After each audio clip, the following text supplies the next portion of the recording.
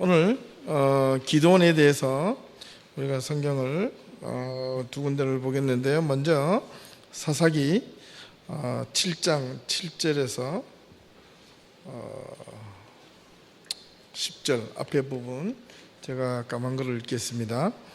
이스라엘 자손이 미디안으로 말미암아 여호와께 부르짖었으므로 여호와께서 이스라엘 자손에게 한 선지자를 보내시니 그가 그들에게 이르시되 여호와께서 이같이 말씀하시기를 이스라엘의 하나님 내가 너희를 애굽에서 인도하여 내며 너희를 그 종되었던 집에서 나오게 하여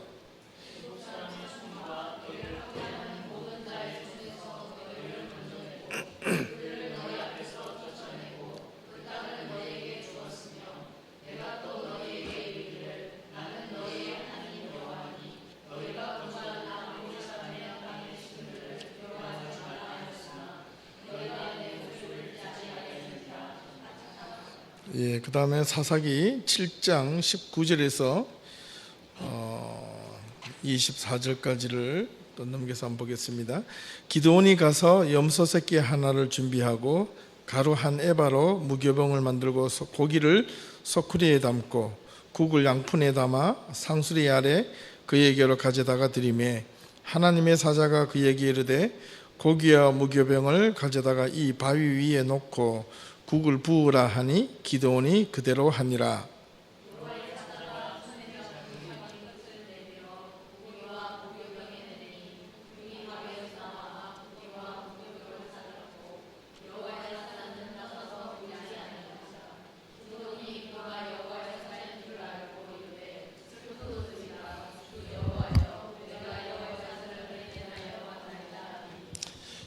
여호와께서 그에게 이르시되 너는 안심하라 두려워하지 말라 죽지 아니하리라 하시니라.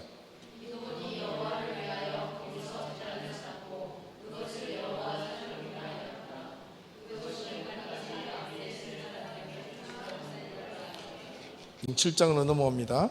여호와께서 기드온에게 이르시되 너를 따르는 백성이 너무 많은즉 내가 그들의 손에 미디안 사람을 넘겨주지 아니하리니 이는 이스라엘이 나를 거슬러 스스로 자랑하기를 내 손이 나를 구원하였다 할까 함이니라.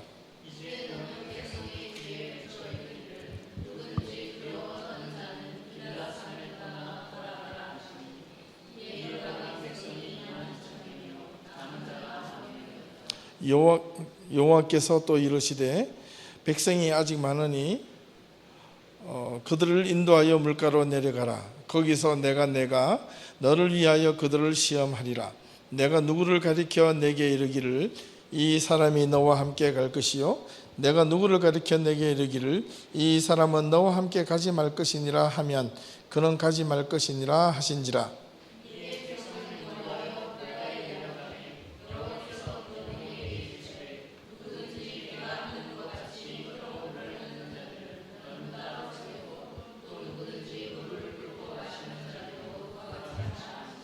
손으로 움켜 입에 대고 핥는 자의 수는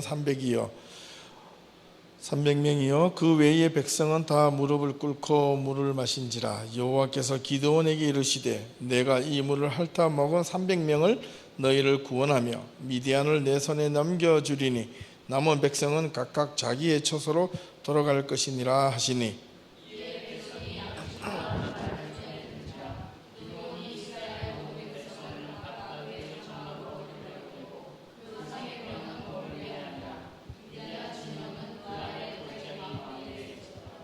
마지막이요. 기드온과 그와 함께 한 100명이 이경초에 진영 근처에 이른즉 바로 파수꾼을 교대한 때라. 그들이 나팔을 불며 손에 가졌던 항아리를 부수니라. 세대가 나팔을 불며 항아리를 부수고 왼손에 횃불을 들고 오른손에 나팔을 불어 외쳐 이르되 여호와와 기드온의 칼이다 하고 각기 제자리에 서서 그 진영을 에워싸매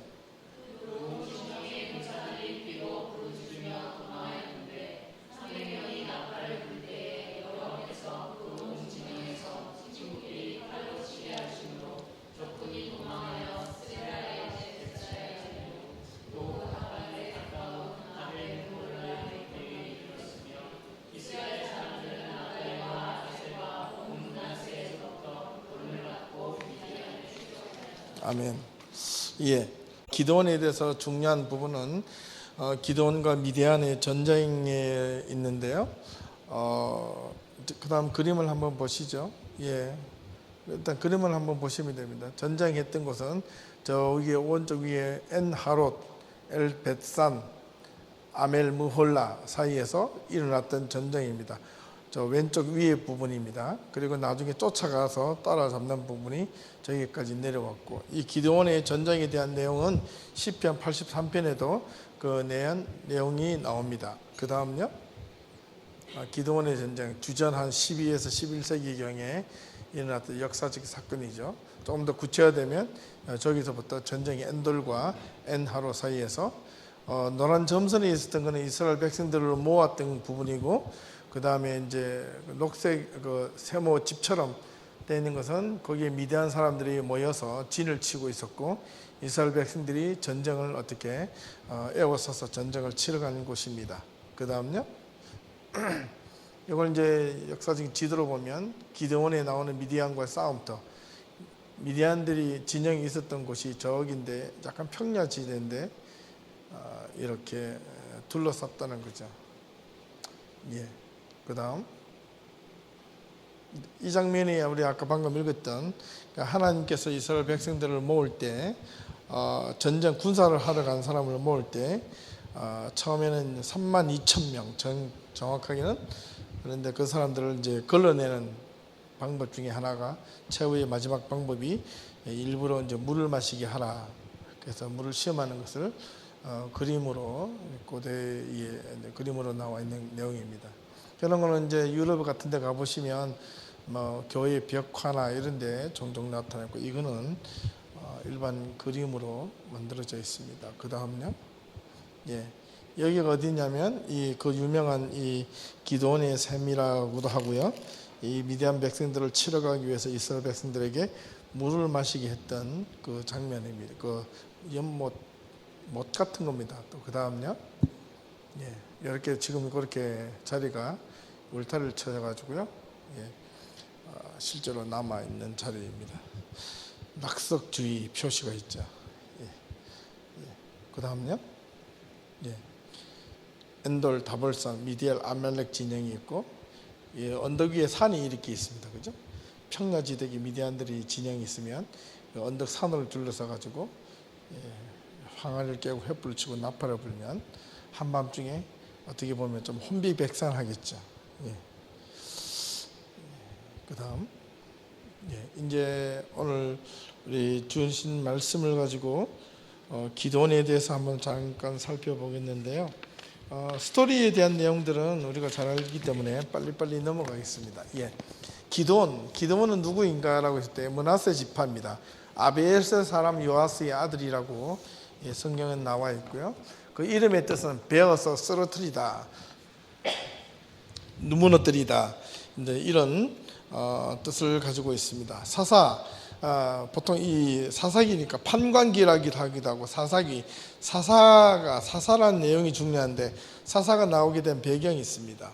하나님은 이스라엘 백성들을 이제 출애굽을 하시고 모세를 통해서 40년의 광야 생활을 마치고 가나안 땅으로 들어갈 때 여호수아를 지도자로 세웁니다.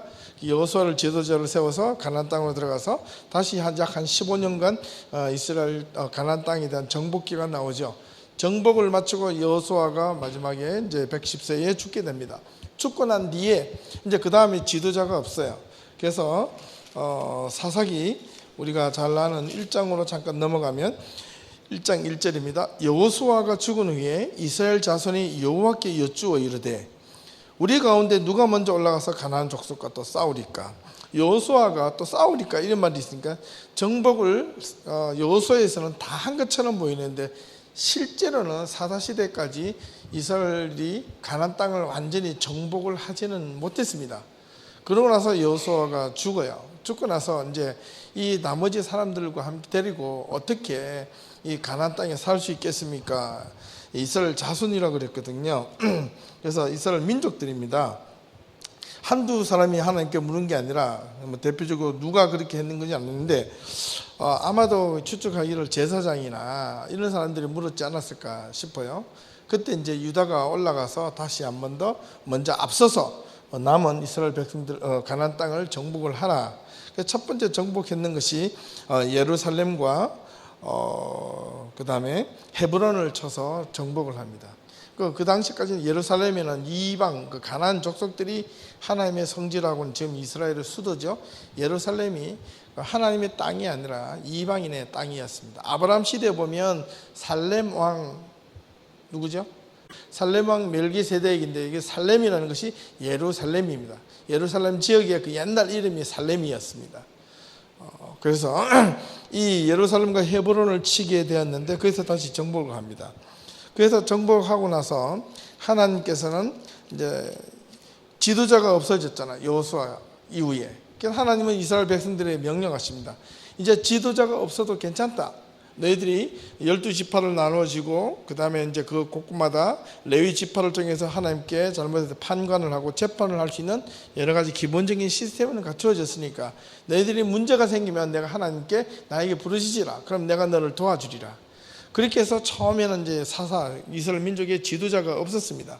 그런데 문제가 생겼습니다. 시간이 가고 이렇게 지나면서부터 점점 이스라엘 백성들이 어떤 강력한 지도자가 없으니까 어떤 일이 일어나게 되느냐면 점점 하나님에 대한 인식이 믿어야 된다는 건 알면서도 자꾸 고개가 어디로 가느냐면 이 옆에 동네로 가게 됩니다. 이방 신상에 가게 되는 겁니다. 예. 근데 그런 장면들이 성경의 앞부분에 상당히 많이 나와요.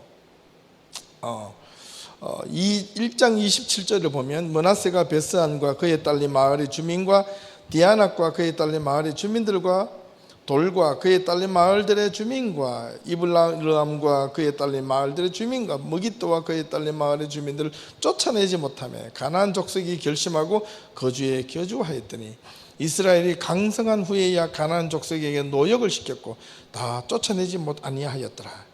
같이 살게 되는데요. 이 이스라엘 백성들이 옛날에는 그 가나안 정복에 들어갈 때는 힘이 없어서 하나님께 늘 매달렸는데 이제 하나님 앞에서 뭔가 이렇게 힘을 얻고 이스라엘이 가나안 족속보다 이제 힘을 얻고 뭔가 체계가 갖춰지고 이 가나안 족속들보다 더 많은 어떤 능력을 행하게 되자 오히려 가나안 족속들을 지배하기 시작했습니다.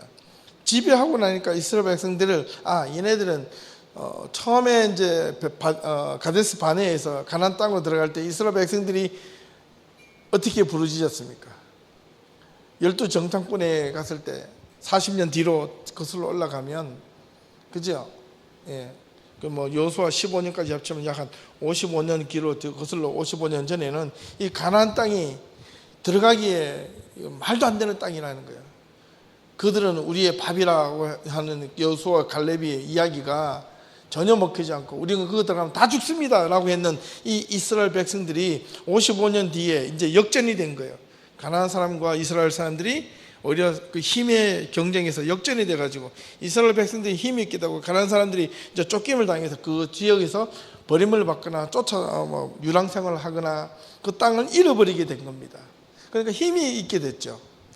사람은요, 힘이 없을 때는 하나님한테 막 부르짖다가 고난이 뜰 땐 부르짖다가 뭔가 힘이 생기면 뭔가 내가 잘한 것처럼 뭔가 잘된 것처럼 뭔가 자기에게 보이지 않는 힘이 생기면 이 사사시대부터 무슨 일이 일어났냐면 이제 타락을 하게 됩니다. 타락.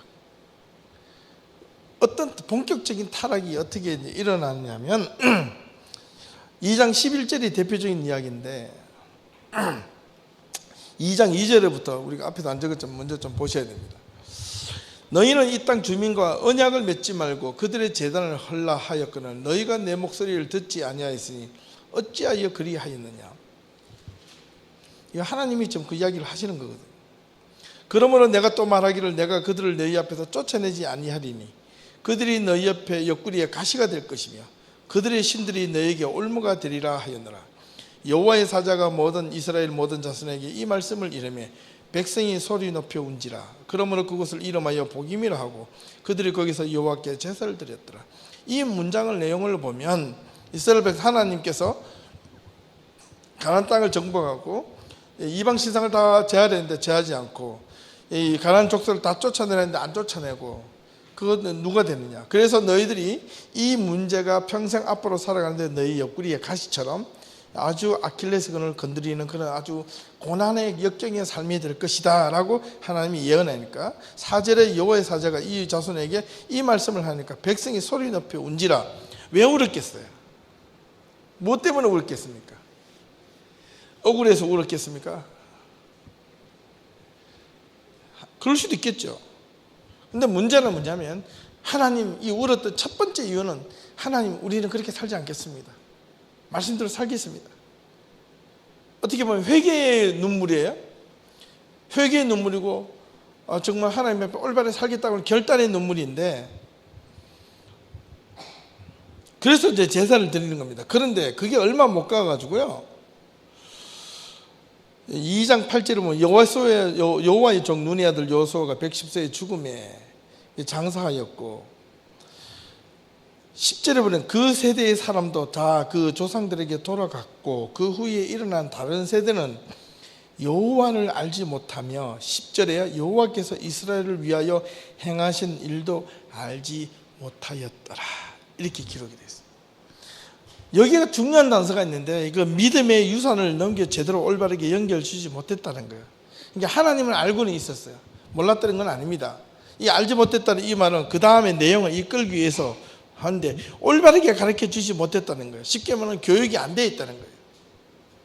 그래서 그 다음에 일어난 사건이 뭐냐니까 11절에 이스라엘 자손이 여호와의 목전에 악을 행하여 그리고 바알을 섬기고 애굽 땅에서 그들을 인도하여 내신 그들의 조상들의 하나님 여호와를 어떻게 버리고 다른 신들 곧 그들의 주위에 있는 백성의 신들을 따라 그들에게 절하여 여호와를 진노하게 하셨을 때 곧 그들이 여호와를 버리고 바알과 아스다롯을 섬겼으므로 여호와께서 이스라엘에게 진노하사 노력하는 자의 손에 넘겨주사 그들이 노력을 당하게 하시며 주위에 있는 모든 대적의 손에 팔아 넘기시며 그들이 다시는 대적을 당하지 못하게 하셨으며 그들이 어디로 가든지 여호와의 손이 그들에게 재앙을 내리시니 여호와께서 말씀하신 것과 같고 여호와께서 그들에게 맹세하신 것 같아서 그들의 괴로움이 심하였더라. 이렇게 시작해서 이스라엘 백성들이 하나님 앞에 또 회개하며 돌아옵니다. 돌아왔는데 그 앞전에 보면 이 돌아오는 사람이 한 3번의 사건이 일어나요. 제일 첫 번째가 사사 운니엘이 있었고 그 다음에 에웃이 있었고 그 다음에 사사 여자 드보라가 있었습니다. 이 사건이 계속 어떻게 하냐면 반복합니다. 그들이 이스라엘 백성들이 잘못하여 이방 사람들에게 침략을 당하고 버림을 받고 노예 생활을 하니까 고난의 생활을 하니까 다시 하나님께 부르셨다가 하나님께서 또 긍휼하셔서 도와주니까 그 사람을 또 그 적군들을 물리쳐 주셔요. 그때마다 사사라는 사람을 세워서 지도자가 되게 하고 쉽게 말하면 군대 장군을 세워서 전쟁을 하게 만들어서 하나님께서 이기게 해주시고 이기고 태평성대가 조금 일어나니까 또다시 악을 행하고 이런 것들이 3번 정도 사이클이 반복됩니다. 첫 번째가 운니엘, 그 다음 두 번째 에훗, 세 번째가 드보라는 알죠? 여자 사사. 다음에 이거 하려고 하다가 제가 기드온을 잡았습니다. 그러고 나서 이런 사이클이 반복이 됐는데 자 앞에서는 읽지 않았지만은 6장 1절을 넘어갑니다. 여러분 갖고 계시는 성경 369쪽에 보시면 이스라엘 자손이 또 여호와의 목전에 악을 행하였으므로 이스라엘 자손이 또 이게 한두 번이 아니라는 거예요. 그죠? 또 여호와의 목전에 악을 행하였으므로 여호와께서 7년 동안 그들을 미디안의 손에 넘겨주시니 미디안의 손이 이스라엘을 이긴지라.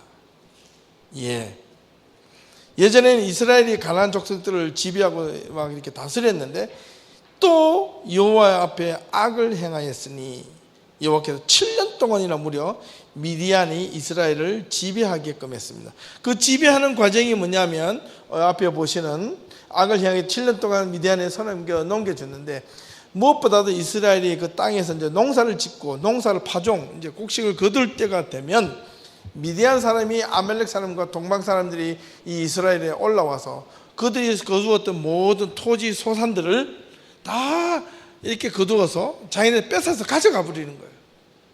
그럼 그들은 양식이 없고 먹을 것이 없었습니다. 이게 미치는 거예요.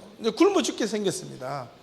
그래서 이스라엘이 미디안을 위한 미약함이 심하여 미약함이 심하여 이스라엘 자손이 다시 이제 그들에게 여호와께 부르짖었다. 지금 이렇게 되어 있습니다.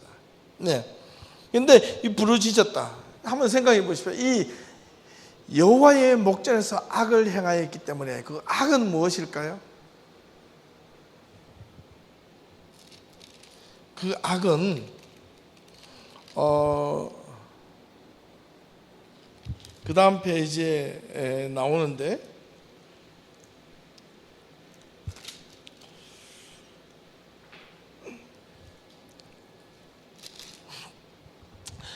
6장 25절이면 그 다음 점에 한번 넘겨주세요. 6장 25절에 보면 이스라엘 백성들의 행동이 나옵니다. 가나안에서 정착하며 살았던 이스라엘 백성들이 이러한 삶은 한두 번이 아니었습니다. 세 번째 번갈아 가면 또 여호와의 악이라는 것은 어떤 다른 사람들을 해악하는 그런 악이 아니고 여호와 앞에서 악은 첫 번째가 뭐냐니까 매번 우상 숭배 등 여호와의 목전에서 악을 행하였어도 그 재난이 그들을 덮치기 시작할 때 그들은 다시 하나님 앞에 돌아와서 하나님께 간구했습니다. 이 성경에 보니까 6장 25절에 보니까 6장 25절을 한번 보시겠어요? 여호와께서 기드온에 이르십니다. 내 아버지에게 있는 숫소 곧 7년 된 둘째 숫소를 끌어오며 내 아버지에게 있는 바알의 제단을 헐고 그 곁에 아세라 상을 짓고 이 산성 꼭대기에 내 하나님 여호와를 위하여 규례대로 한 제단을 쌓고 그 둘째 숫소를 잡아 내가 찍은 아세라 나무로 번제를 드릴지니라. 이렇게 했습니다. 이 아버지가 시키면 부모 또는 조상들이 자기 위에 선조들이 이 아버지 할아버지 그 다음에 이 여호수아를 알지 못하는 그런 사람들이 이 바알과 아세라를 섬기기 시작했다는 거예요. 그래서 하나님께서 이 이스라엘 백성들에게 진노를 하셔서 미디안을 또 보내시는데 그때 이제 기드온을 선택을 하게 됩니다.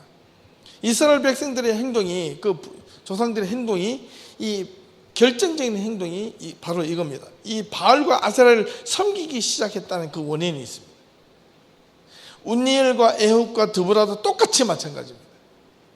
그들이 하나님을 떠났다라는 표현은 하나님을 올바르게 섬기지 않고 하나님을 대충 섬겼다 이런 차원이 아니라 하나님을 섬기면서도 하나님을 알고 제사를 드리면서도 바알과 아세라를 겸하게 섬겼다. 아니 하나님을 섬기면서도 하나님보다 바알과 아세라를 더 열심히 섬겼다 이런 뜻입니다.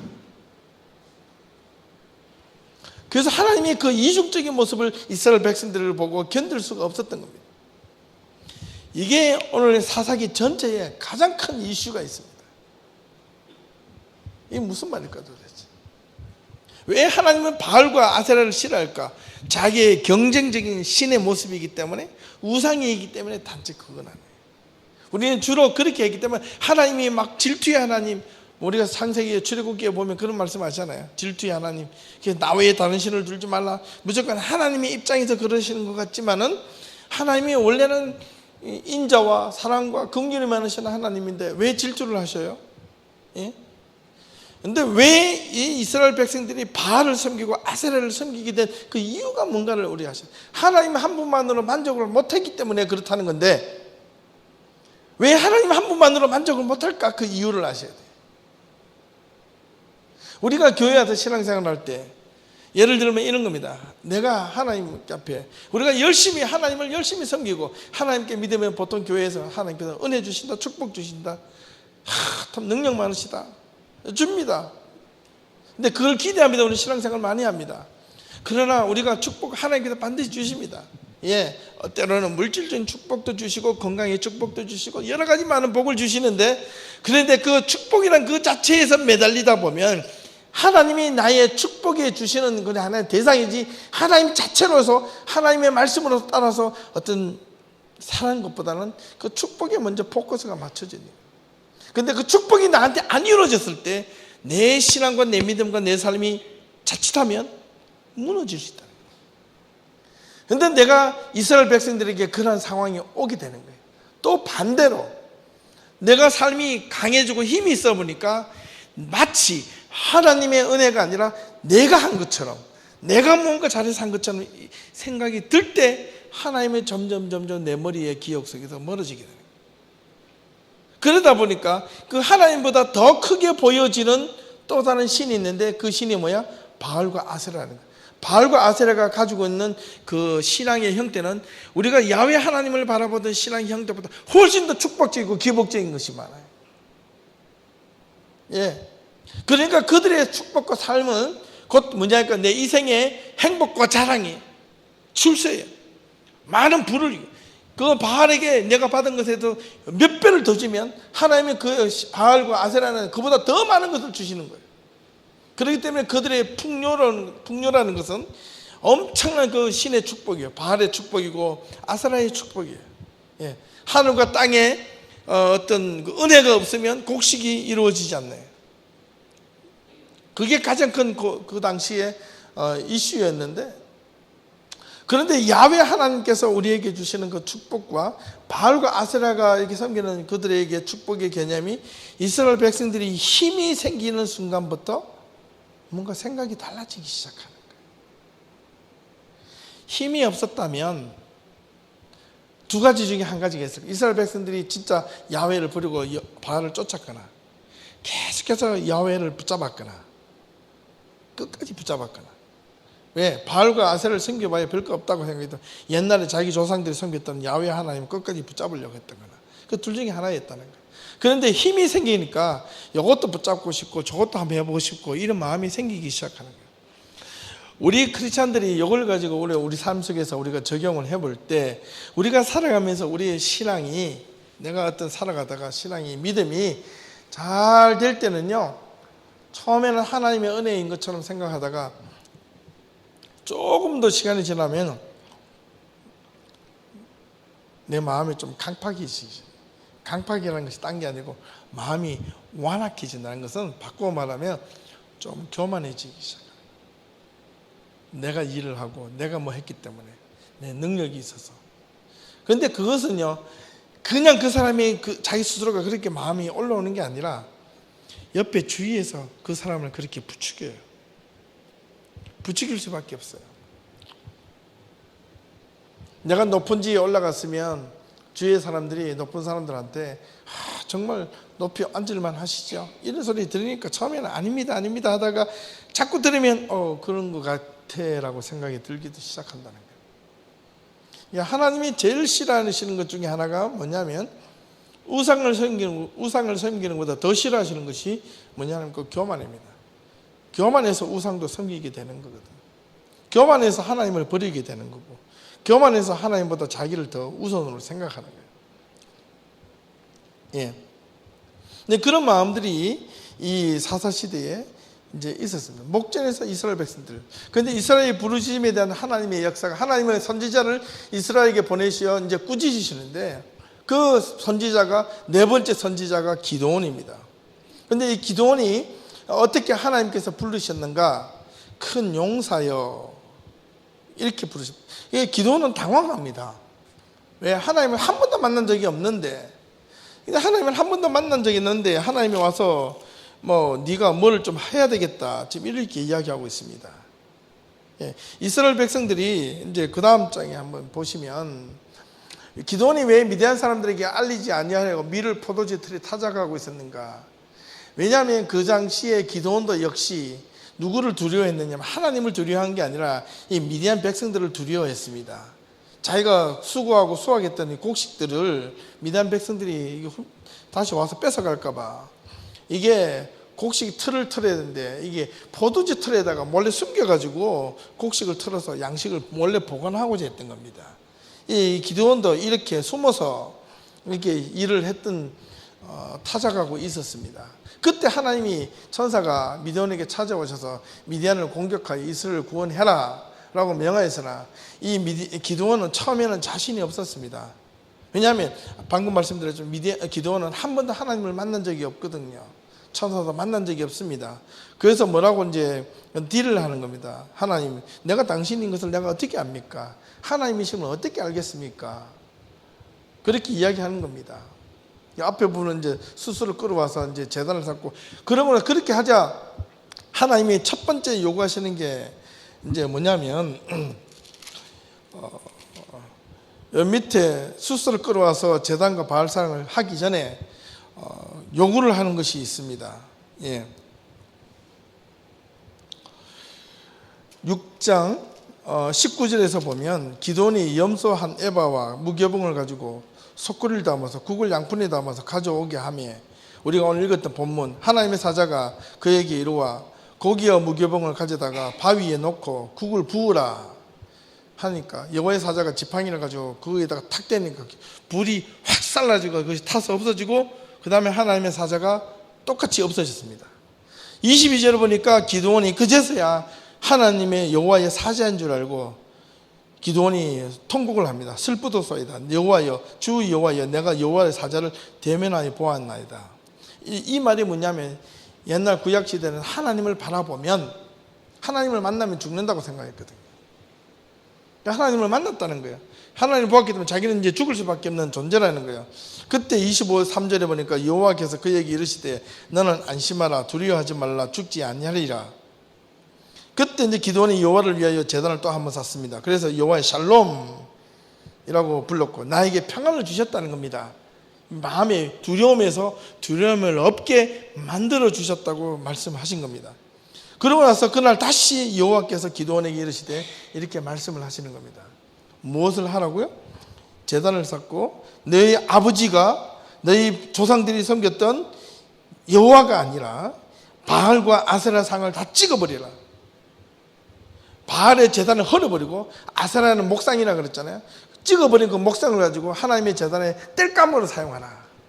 그러니까 이걸 찍어버렸어요. 그러나 그 다음날 아침에 28절에 보니까 성읍 사람들이 아침에 일찍 일어나, 이스라엘 사람들이에요, 본적 바알의 제단이 파괴되었고 그 곁에 아세라가 찍혔고 새로 쌓은 제단 위에 그 둘째 수소를 드리고 있어요. 서로 물어 이르되 이것이 누구의 소행인가? 그들이 캐물어 보니까 요아스의 아들 기드온이 이를 행하였다 하니, 성읍 사람들이 요아스에게 이르되 내 아들을 끌어내라, 우리가 당연히 죽여버리겠다. 야, 이스라엘 백성들이요, 바알과 아세라 제단을 찍어서 우상을 없앴는데 이스라엘 백성들이 그거를 죽이겠다, 이 기드온을 죽이겠다는 거예요. 그런데 기드온에는 지금 작심합니다. 만약에 하나님을 만나지 않고 이렇게 하나님의 음성만 듣고 이렇게 했다면 기드온은 더 다시 또 두려워 떨었는지도 모릅니다. 예. 그러고 나서 이 당당하게 하나님 앞에 이 누가 31절에 요아스가 자기를 둘러싼 모든 자에게 이르되, 이제 아버지가 기드온을 대변을 합니다. 너희가 바알을 위하여 다투느냐? 너희가 바알을 구원하겠느냐? 그를 위하여 다투는 자는 아침까지 죽임을 당하리라. 바알이 과연 신인인데 그의 제단을 파괴했은즉 그가 자신을 위하여 다툴 것이니라 하니라. 좋아, 바알이 진짜 신이라면 그 바알을 신을 우상을 섬겼다가 바알이 직접 기드온을 죽이든지 할 것인가? 너는 가만히 있으라, 너희들은. 이렇게 이야기를 해버린 거예요. 그리고 기드온이 여룻바알이라 불렀으니 그 바알의 제단을 파괴하였다, 이제 그런 뜻입니다. 그러고 나서 또 이 기드온이 가만히 생각해 보니까 이게 답답한 거예요. 또 이게 좀 한 번 더 돌다리를 두르고 싶었습니다. 그래서 36절에 보니까 기드온이 하나님께 묻습니다. 주여, 이미 말씀하신 같이 내 손을 이스라엘을 통하여 구원하시겠습니까? 그러면 나에게 증거를 좀 보여주십시오. 증거를 보여주십시오. 이렇게 이제 기도합니다. 예, 막 하나님께 또 매달립니다. 예, 또 한 장을 넘겨보시면 10분에 보면, 예, 기드온이 하나님께 물어야 돼. 구원의 표징을 구합니다. 내가 정말 하나님의 사사가 되어서 이스라엘 백성들을 한 번만 더 구원의 표징을 주십시오. 그래서 기드온이 먼저 하나님께 제안을 합니다. 하나님께 양털 한 뭉치를 내가 바깥에 타작마당에 넣어놓을 테니까, 예, 그 다음날 아침에 일어나면 이게 이슬이 내리면 양털 뭉치만 이슬이 젖어 있고 나머지 땅은 이렇게 마르게 그렇게 표정을 주시면 제가 믿겠습니다. 아침 자고 일어나니까 정말 그렇게 됐어요. 좀 신기하죠? 예. 근데 기드온이 혹시나 한 번 더, 이게 우연일 수도 있대, 누군가 와서 거기다가 살짝 물을 뿌리고 갔을 수도 있어, 이렇게 생각했나 봐요. 하나님, 한 번만 더요. 거꾸로. 그러면 양털 뭉치를 똑같이 했는데 양털 손뭉치 한 뭉치는 그 다음날 자고 일어나면 마른 상태로 있고 그 주변에 있는 타작 마당은 비가 오듯이 이슬에 젖은 것처럼 그렇게 만들어 주십시오. 그러면 진짜 믿겠나이다. 한 번 더 하나님 앞에 시험을 요구합니다. 하나님께서 허락하셨어요. 보여주셨습니다. 그제서야 이제 기드온이 하나님을 이제 명령을 믿고 따르기 시작합니다. 자, 그런데 이제 본격적으로 문제는 여기서부터 시작합니다. 이런 사건들이 이제 들려지니까 지금 미디안으로부터 고난받는 이스라엘 백성들이 7년 동안 매년마다 곡식을 빼앗게 되니까 이 7년이라는 숫자는요, 기독교 성경에서는 아주 중요한 숫자, 완전한 숫자지 않습니까? 예. 7년 동안 이거 우리가 가나안에 있을 때, 애굽에 있을 때, 그 요셉이 애굽 총리가 될 때 그 바로 왕이 꿈을 꿨던 게 마른 소와 숫소가 몇 마리죠? 7마리. 7년의 풍작과 7년의 흉작이 일어나는 그 꿈.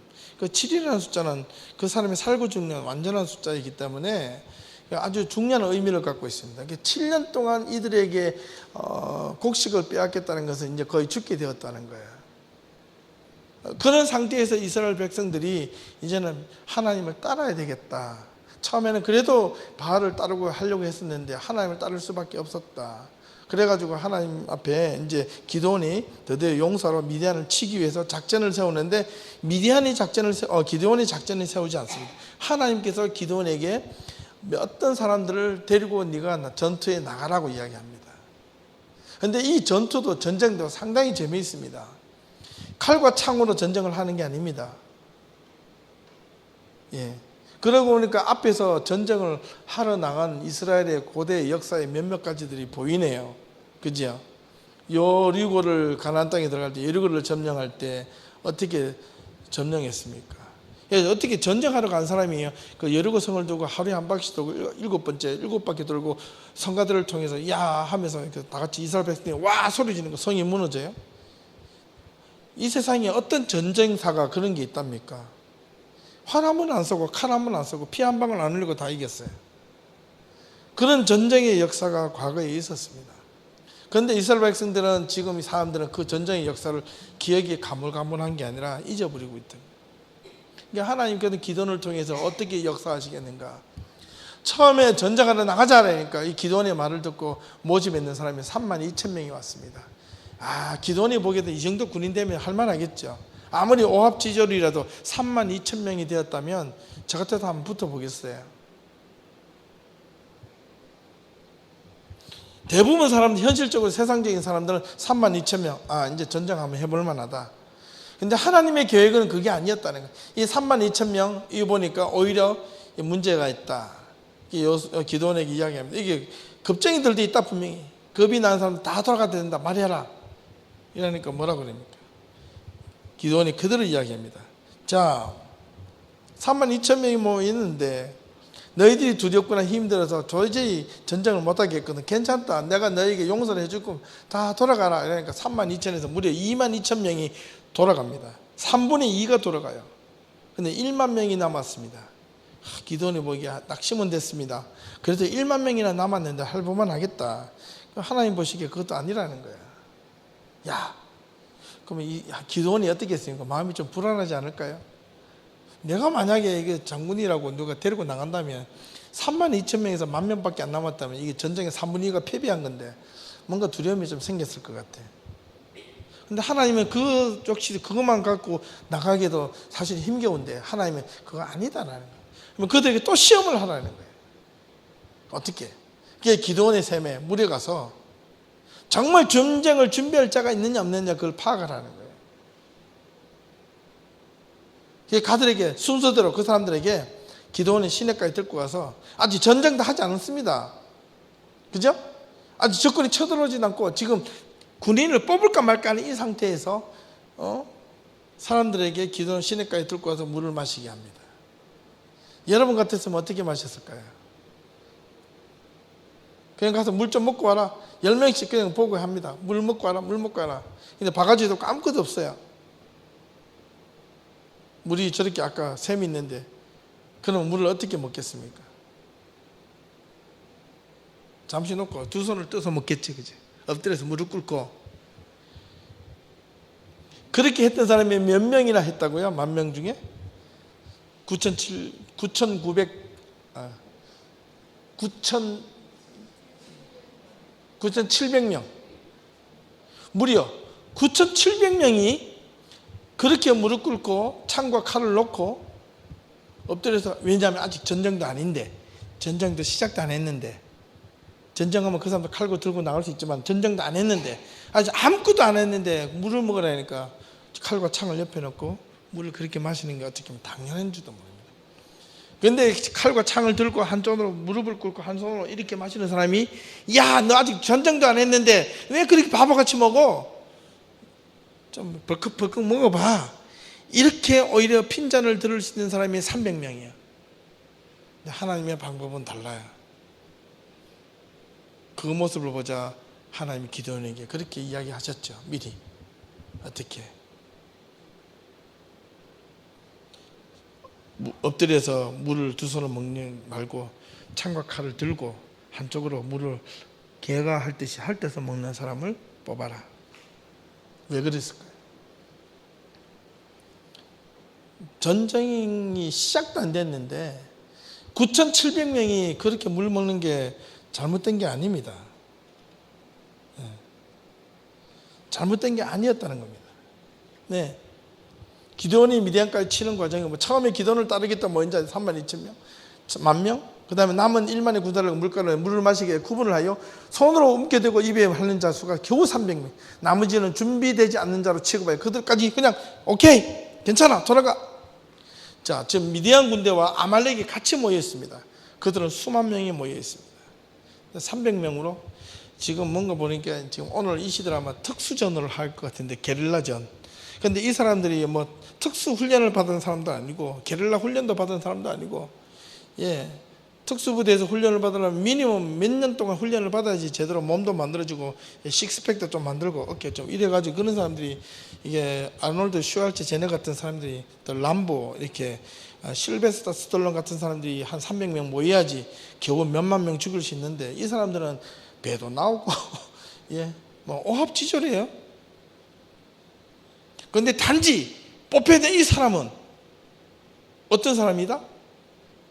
단지 창을 한 손에 들고 물을 마실 때 이렇게 떠먹은 그 죄밖에 없어. 뽑힌 사람은 9,700명 중에는 키가 있고 능력 있고 힘이 센 사람이 있을 수도 있어. 자기를 믿었던 사람들. 근데 창을 놓으면 안 되겠다 싶어서 마음의 준비가 있어서 어떻게 보면 그 사람도 더 연약한 사람들이 있을 수도 있어요. 하나님은 그들을 들어서 사용하시겠다는 거예요. 자, 우리의 상식으로 한번 생각해 보십시다. 300명, 32,000명, 처음부터 한 500명 모여가지고 200명 돌려줬으면 괜찮다. 32,000명이 모여가지고 300명밖에 안 모였어요. 그들의 사기가 충천해져 있을까요? 우리는 전부 다 죽으러 간다, 이런 생각을 했을까요? 인간적으로 생각해 보십시오. 백전백승일까요? 백전백패일까요? 이 기드온의 사건은요, 단순히 성경을 그냥 이게 하나의 고대의 하나님의 승리의 사건으로 보기에는 너무나 엄청나게 큰 사건입니다. 이게 우리들에게, 우리 신앙인들에게 보여주는 어떤 신앙의 어떤 결단과 어떤 놀라운 힘을 가져다 주게 하는 놀라운 능력이 있어요. 이것을 믿는 자에게는 그것이 그렇게 될지어다. 믿지 못하겠느냐? 안 믿는 대로 그렇게 될지어다. 믿음은 믿는 만큼 성숙해지고 믿는 만큼 하나님의 역사가 반드시 일어나게 되어 있습니다. 하나님은 왜 32,000명을 사용하지 않고 왜 300명밖에 안 되는 사람들을 기드온을 데리고 가셨을까? 여러분, 여기에 포커스를 한 번 더 맞춰보실 수 있어야 합니다. 자, 한번 생각해 보시겠습니다. 왜? 첫 번째, 질문을 다시 거꾸로 한번 돌아볼까요? 이거 좀 더 해보죠. 4번, 이거부터 하고 나서. 그 다음에 기드온이 남은 300명에게 각 손에 나팔과 빈 항아리, 전쟁하는 방법이 아주 재밌습니다. 이게 아무리 생각해도 인류 역사에 이런 전쟁 역사가, 게릴라전도 이런 게릴라전이 없어요. 전쟁하러 나가는데 한쪽에는 나팔과 한쪽에는 빙하리에 횃불을 담아갑니다. 저기 보니까 칼을 들고 나갔다는 말이 없어요. 애들하고 우리 어릴 때 초등학교 때도 보면요, 전쟁 놀이 할 때 보면 이게 옆에 나뭇가지로 칼도 다 차고 만들어요. 총도 이렇게 안 나가지면 입으로도 땅땅땅 하면서 총까지 이야기하는 거예요. 그런데 저는 실전인데 실전에서 그들이 갖고 나가는 무기는 뭐예요? 나팔과 항아리와 횃불밖에 없다는 사실. 그러면서 그들이 외칠 때에 항아리를 부수며 횃불을 들면서 흔들면서 나팔을 불면서 외칠 때에 뭐라고 외쳤는가를 들어보셔야 됩니다.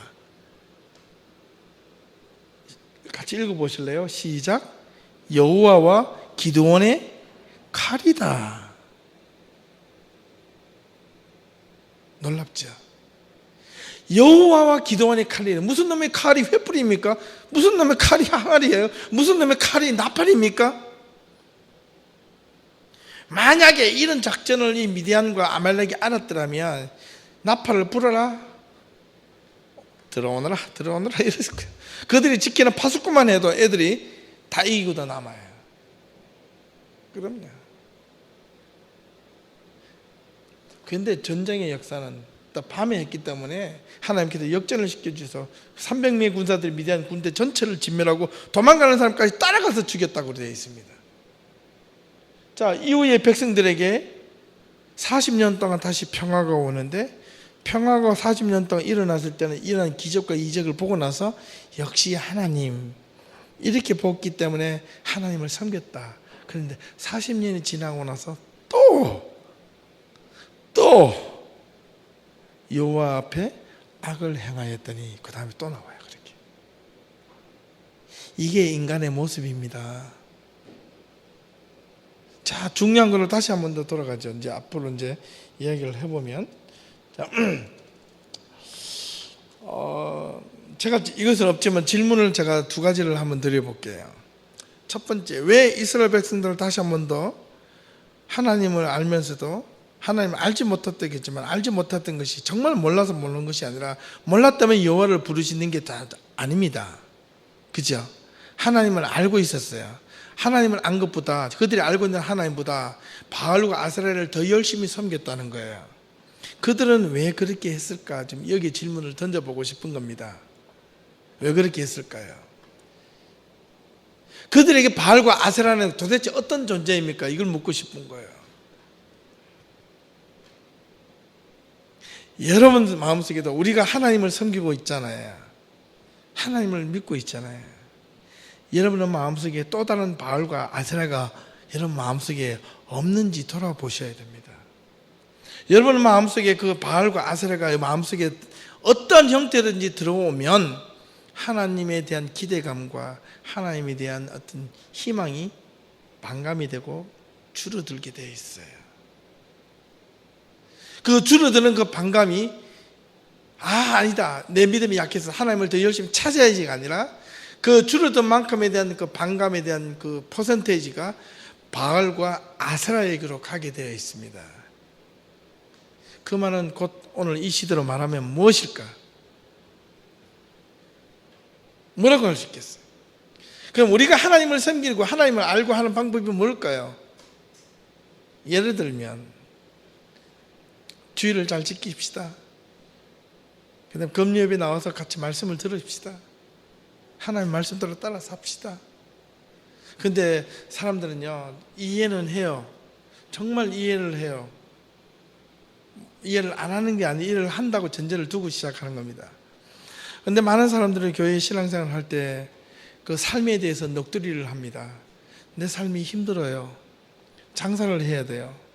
가게를 돌봐야 돼요. 몸이 연약해요. 이해를 한단 말이에요. 충분하게 이해를 해요. 그게 하다 보면 그 가게를 하고 장사를 하고 일을 하다 보면 일 때문에 매몰되다 보면 그 일이 하나님을 함께 섬기는 걸 알면서도, 주의를 섬겨야 되는 걸 알면서도 그 일 때문에 하나님을 소홀하게 하는 것이 바로 이 기도원의 이 이스라엘 백성들의 사사시대의 모습과 똑같다는 거예요. 그렇게 돼버리면 하나님을 매달리는 것보다 바알을 매달리는 것 똑같아요. 그게 크게 보여. 이걸 통해서 내가 하나님께 돌아가리라. 인류의 역사에 한 사람도 그렇게 돌아가는 사람이 없습니다. 성경의 인물 중에 바알같이 우상을 내지고 많은 재물을 얻어서 하나님 여호와께로 돌아왔더라. 없습니다. 궁극적으로 말하면 뭐냐? 지금 아주 중요한 거예요. 이 이스라엘 백성들에게 바알과 아세라는요, 지금 뭘 의미하는 거냐면 여호와를 포기를 못하는데 바알과 아세라는 그들에게 풍요를 좀 더 주고, 좀 더 이렇게 잘 살게 하고, 좀 더 안락하고, 좀 더 뭔가 큰 것을 기대하고 있는 그런 곳에서 기대감을 가져서 그들에게 신을 섬겼다는 거예요. 하나님을 섬기면서도 그들의 마음은 죄책감이 처음에는 있었는지도 몰라요. 그런데 그것이 점점 바알을 섬기다 보면 달라질 수가 있어요. 어떤 분이 또 그럴 수도 있어요. 그 목사니까 막 그런 이야기 하지. 예, 그런 이야기 하지만은 저도 얼마나 처절하게 싸우는지를 몰라요. 우리 성도님들이 정말 주중에 얼마나 열심히, 정말 뭐 어떻게 보면 목숨 걸고 이 세상에서 말씀과 싸워보려고 노력도 하고 헌신도 하고 열심히 노력합니다. 모르는 게 아니에요. 우리 예담교회 성도들은 대부분 다 그런 것 같아요. 그래서 저는 정말 자랑스럽습니다. 예. 일 때문에 빠지는 경우도 있죠. 그 일 안 나가고 교회 나오라 소리도 아니에요. 나올지 교회 일 나가야죠. 그런데 할 수 있으면 그걸 위해서 내가 교회 못 나가는 것에 대해서 정말 미안해하고 하나님 앞에 죄송하고 어떻게든지 그 직업을 어떻게 조금이라도 바꾸어서라도 그렇게 하려고 하는 그 노력, 헌신, 이런 것들이 필요하다는 겁니다. 종종 저는 그런 이야기를 듣습니다.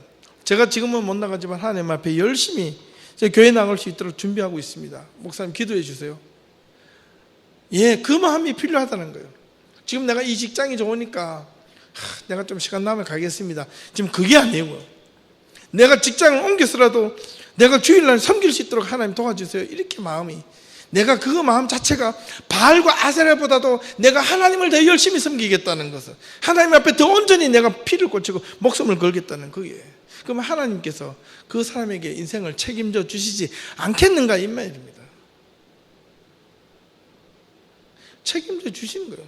우리의 인생을 하나님께서 책임을 언제 주시는지 아세요? 언제 책임져 주실까요? 이 땅에서도 책임을 주시지만은 이 땅에서 수고하고 고생하고 고난 가운데서도 너희 믿음이 포기하지 않고 끝까지 하나님을 섬겼던 그 믿음의 대가는 어디에 있습니까? 영생, 구원, 하나님의 나라. 그런데 이 하나님의 나라와 영생과 이 구원에 대한 기대감이 오늘 현대 크리스찬들에게 너무 적어버렸어요. 없어져 버렸어요. 마음속에 믿음 속에 없어져 버렸어요. 이건 언제 그러냐? 나이가 들고 내 몸 하나 가누지 못할 때, 그때 그분들이 대부분 이런 찬양을 합니다. 천부의 의지 없어서 손 들고 옵니다. 주 나를 박대하시면 내가 자식도 박대하고 아무도 박대하는데 나는 어디로 갑니까? 주님 그때 받아주십시오. 하나님 불쌍해서 받아주시기도 하시지만 그에 대한 대가가 있다는 겁니다. 반드시 천국에 가서도 하나님의 영원한 약속에 대한 보상은 천국에 대한 소망이 교회 안에서 메시지가 없어지는 데서 시작됩니다. 그러니까 경도들의 신앙이 현실의 물질에 꽂힐 수밖에 없어요. 매몰될 수밖에 없어요. 헌금을 얼마를 하십시오. 그러면 하나님께서 그의 따블로 올려주실 줄로 믿습니다. 아멘 할렐루야. 이런 것에서 너무 익숙해져 있는데 그 신앙이 자체가 바로 바알과 아세라의 신앙이었다는 거예요. 근데 사람들은 거기에, 특별히 한국교회가 너무나 그런 곳에 많이 매몰되어져 버렸다는 거예요. 교회를 살린다는 게 무엇인가요? 유형의 교회를 살리는 것은 아무런 의미가 없어요. 거기에 몇백 명이고 몇천 명이고 몇만 명이 몰려있어도 아무런 소용이 없어요. 기도원을 통해서 하나님께서 원하시고도 한 약속은 300명, 연약한 자라 할지라도 이 300명의 자세, 신앙의 자세, 믿음의 자세, 전쟁의 자세, 나는 지금 연약한 사람일지라도 내가 이 신앙의 전쟁에 임하는 자세는 그 사람을 이렇게 칼을 들고 이렇게 서가지고 물을 떠먹었다 그랬어요. 그런데 이 칼을 들고 서 있다 그랬어요. 여기 보십시오. 그들에게 물론 시험을 했는데 지금 그들에게 어떻게 지금 전쟁을 하러 갔느냐 하면, 지금 이 이스라엘 백성들에게 지금 이 물을 마시게 할 때 이 물을 마시게 하는 이 장면들이 아주 놀랍지 않습니까? 예.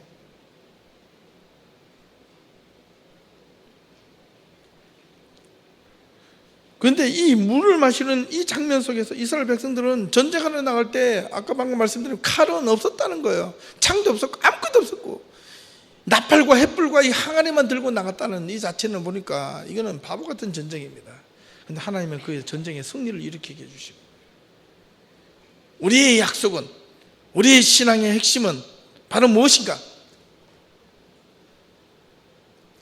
세상이 원하는 전쟁과 하나님이 원하는 전쟁, 하나님이 역사하시는 전쟁은 다르다. 하나님이 이루어 가시는 역사는 인간이 생각하는 계획과 다르다. 성경에는 수없이 그런 말을 많이 하고 있습니다. 내 생각은 너희 생각과 다르고 내 미래는 하나님이 너희들의 우상보다 훨씬 낫다. 하나님의 그런 말씀을 꼭 해 주셨습니다. 예. 마지막 12번째, 기도는 행적을 통하여 우리가 신앙에서 배울 점들을 우리가 한번 살펴보시면 상당히 의미가 있을 겁니다. 기도는 자기가 사사로 부름받았다, 잘됐다, 이게 하나님 믿고 나간 게 아니라 자기가 쓰임받기 전까지 철저하게 하나님께 두드렸습니다. 두드렸어요. 구체적인 응답을 간구하였습니다. 두 번째는 하나님의 응답이 기드온의 마음을 움직였습니다. 그는 미디안을 두려워하지 않고 당당히 맞서 싸울 준비를 하였습니다. 그 전에 전쟁을 하러 나가기 전에 기드온이 하나님의 말씀에 순종했던 첫 번째가 뭐냐면 바알과 아세라의 선지자의 목상과 그걸부터 잘랐다는 거예요. 내 마음속에 하나님을 올바르게 섬기기 시작한 첫 단추가 내 마음에 하나님보다 바알과 아세라 같은 그것들이 내 마음에 먼저 제하여 버릴 때 하나님의 역사는 그때 시작하는 겁니다. 도와달라고만 기도하지 마시고 하나님의 우리 마음속에 있는 바알과 아세라 같은 그런 어떤 신봉하고자 하는 이 세상의 그 어떤 것도 그것부터 하나님 앞에 내려놓고 그걸 잘라낼 때, 찍어버릴 때 하나님은 역사는 그 사람에게 시작하는 거예요. 출발합니다. 기억하셔야 돼요. 잊어버리시면 안 돼요. 정말로 중요합니다. 그 다음에 세 번째, 전쟁을 하러 가는 이스라엘 군사들의 마음가짐과 상태를 확인하고 많은 숫자가 아니라 준비된 자를 뽑아서 사용한다. 이 준비된 자라는 것은 세상 사람들이 보는 그 준비된 자와 하나님이 보시기에 준비된 자의 계획은 마음가짐은 다르다. 전쟁은 숫자에 불과하다. 숫자에 관련된 게 아니다. 힘과 능력이 있는 것이 아니다. 하나님이 함께 하시느냐 함께 하시지 않느냐지. 수많은 군사들도 수만 명의 군사일지라도 300명 갖고도 능히 이길 수 있는 이 기적과 이사는 여러분 전쟁에서 승리했을 때 집에서 기다리고 있던 이 이스라엘 백성들이 옆에서 중보하고 기도하면서 주야 저 군사들을 지켜주시옵소서, 이 사람들이 경험이 컸을까요? 그렇게 뽑혀가지고 칼 한 번 안 쓰고 횃불과 나팔과 이 항아리만 들고 가서 항아리를 부시면서 나팔을 불며 횃불을 흔들었던 이 사람들이 그 사람들 혼비백산하고 어떻게 죽었냐면 자기네들끼리 싸워서 자기네들끼리 사람들끼리 다 죽여버렸거든요. 그래서 스스로 자멸을 하는 겁니다. 바꿔 말하면 그 하나님의 능력의 현장에서 가장 많은 경험을 한 자는 누가 있을까? 신앙의 경험, 전쟁의 승리. 이거는 나의 승리가 아니다, 하나님의 승리였다라고 놀라운 경험을 한 자는 누구였겠습니까? 300명. 300명. 그 300명은 죽어도 잊지 못할 거야, 아마 제 생각에는. 그죠? 우리 예담교회 성도들은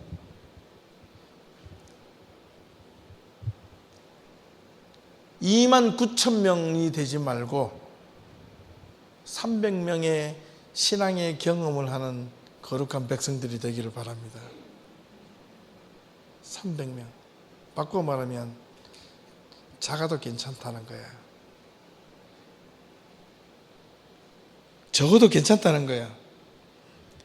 하나님이 함께 하시고 내가 하나님의 말씀대로만 하면 우리는 이긴다. 아멘. 그렇다고 해서 문제가 없을 것 같아요. 300명 가운데 이 사람이 떠는 사람이 있었을까요? 없었을까요? 그 안에서도 없었다면 거짓말. 근데 마음에 두려움도 있었고 떨림도 있었고, 이거는 우리가 죽으러 가는 거와 마찬가지라고 불평하는 사람도 있었겠지만, 불평을 하면서도 뭘 했다? 순종했다. 그러니까 그들의 불평과 그들의 두려움이, 기드온이 하나님을 만났을 때 얻었던 그 두려움처럼, 하나님의 역사가 그들에게 임했을 때 그들의 마음속에는 여호와 니시가 아니라 무엇이었을까요? 여호와 샬롬입니다. 이게 기드온에게 주는 여호와의 샬롬이 의미가 있어요. 하나님께서 더불어 싸워 이겼다가 아니라 두려워서 죽으러 가는 자리에 하나님의 평화가 그들의 두려움 자리를 찾아오셔서 두려움을 없애게 해주는 게 평화입니다. 300명이 두려움을 갖고 있었는데 기드온에게 주셨던 여호와의 샬롬이 그들에게 전쟁의 승리로 샬롬이 된 겁니다. 전쟁은 하나님께 속한 것이니 준비된 자에게 승리를 안겨져 주시는 하나님이심을 그들은 경험을 했습니다. 그 다음, 그래서 기드온의 행적을 통하여 믿음은 곧 순종의 행위요, 순종의 행위가 온전히 하나님을 두려움 가운데서 의지했을 때 얻어지는 승리의 확신. 하나님의 거룩하는 백성들은 믿음이 아니라 불신으로 시작해서 자기 마음대로 행하다가 결국은 인생의 실패로 간다.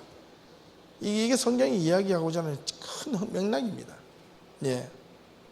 그 다음 마지막에 기드온은 하나님의 말씀에 순종하여 미디안과의 전쟁에서 승리하였다. 미디안은 7년 동안 괴롭힌, 어떤 이스라엘을 괴롭힌 민족이었습니다. 단 한 방에 쓸어버렸어요.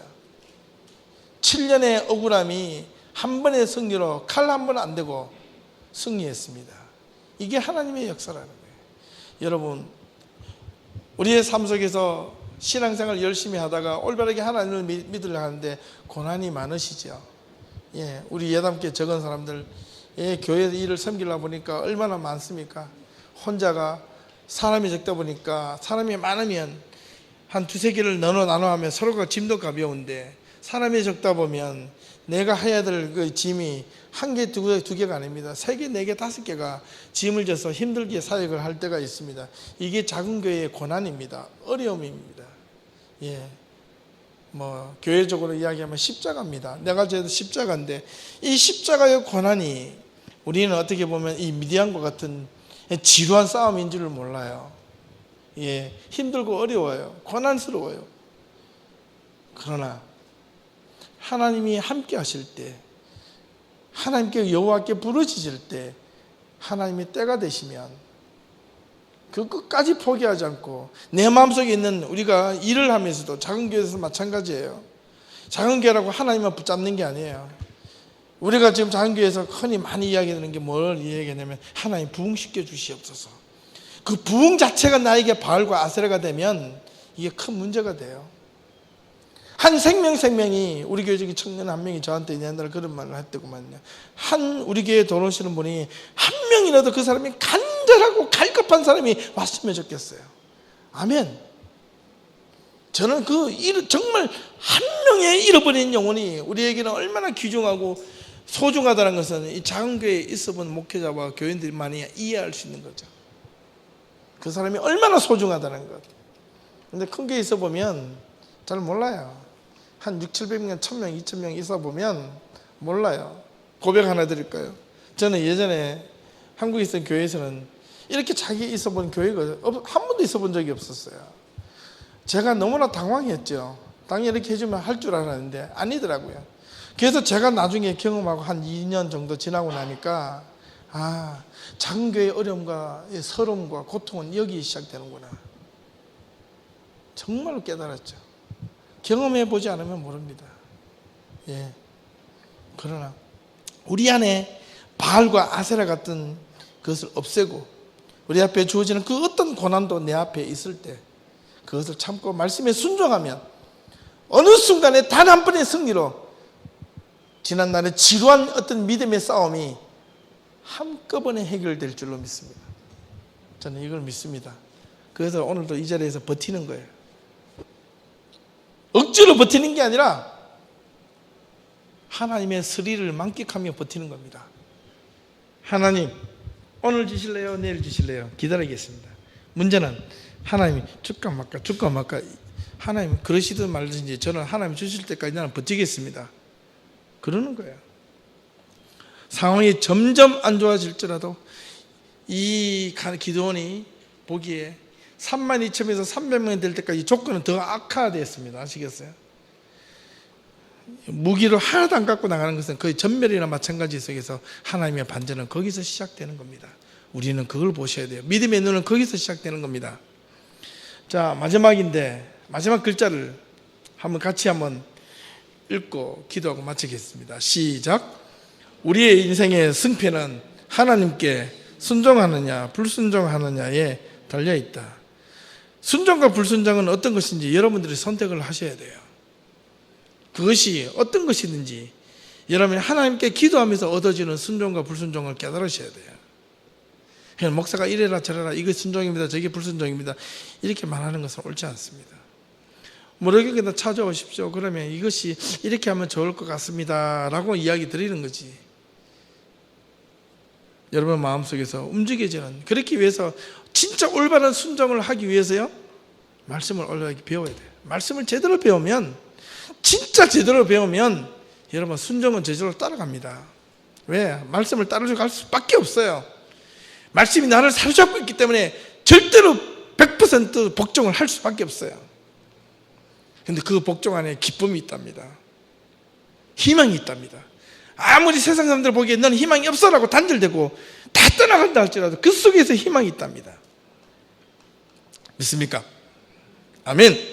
이제 다음은 우리가 이렇게 작은 숫자가 모여있지만 우리가 기도원에 300명이 될 수 있기를 주님의 이름으로 축원합니다. 기도합시다.